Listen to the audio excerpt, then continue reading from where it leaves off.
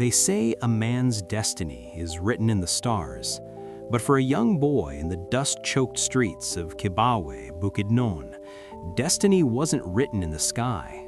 It was carved into the calluses of his bare feet and the hollow ache of an empty stomach. Imagine a child who looks at a single donut not as a snack, but as a day's wages. Imagine a teenager who stows away on a rusted ship to Manila, sleeping on cardboard boxes not because he wanted adventure, but because he was literally fighting to stay alive. This isn't a movie script. This was the reality of Emmanuel Dapiedran Pacquiao.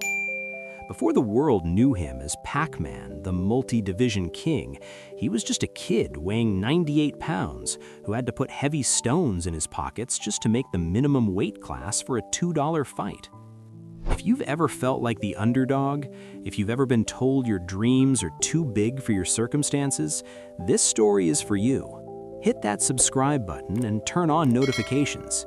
Today, we journey through the life of a man who didn't just break records, he broke the cycle of poverty for an entire nation. This is the legend of the People's Champ.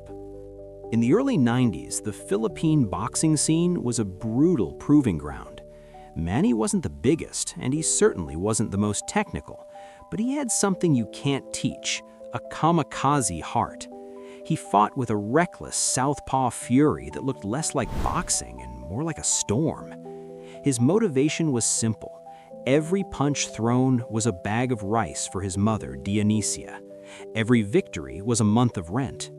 By the age of 19, the kid from Gensan shocked the world by knocking out Chachai Sasakul in Thailand to claim his first world title. But the world didn't truly take notice until 2001. Manny arrived in America as an unknown. He stepped in as a late replacement against Lalo Ledwaba with only 2 weeks' notice. Nobody knew his name. By the 6th round, nobody could forget it. Under the guidance of the legendary Freddie Roach, the raw brawler evolved. He became a scientific assassin, a blur of footwork and hand speed that looked like a glitch in the Matrix. This was the era of the monster. Manny Pacquiao became the only human being in history to win world championships in 8 different weight divisions. Think about that. He started as a flyweight, a tiny 112 pounds, and moved all the way up to out-muscle giants at 154 pounds. But as the belts piled up, the man stayed the same. In the Philippines, the world stopped when Manny fought. Statistically, the crime rate in Manila dropped to near zero during his bouts. Rebel groups and government forces would call unofficial ceasefires just to watch the TV screen. He wasn't just a boxer, he was a unifying force for a fractured country. However, the zero-to-hero journey isn't a straight line. It has valleys. There were the heartbreaking losses to Juan Manuel Marquez and the fight of the century against Floyd Mayweather. But Manny's greatness wasn't measured by his zero, it was measured by his get-up. He took his winnings, hundreds of millions of dollars, and did something rare. He didn't just buy mansions, he built hospitals. He built thousands of homes for the homeless in his home province. He entered the Senate and later ran for president, driven by the same fire that fueled those early street fights. The desire to ensure no other Filipino child had to drink water to forget the taste of hunger. Manny Pacquiao retired from the ring with a record of 62 wins, 8 losses, and 2 draws. But those numbers are just ink on paper.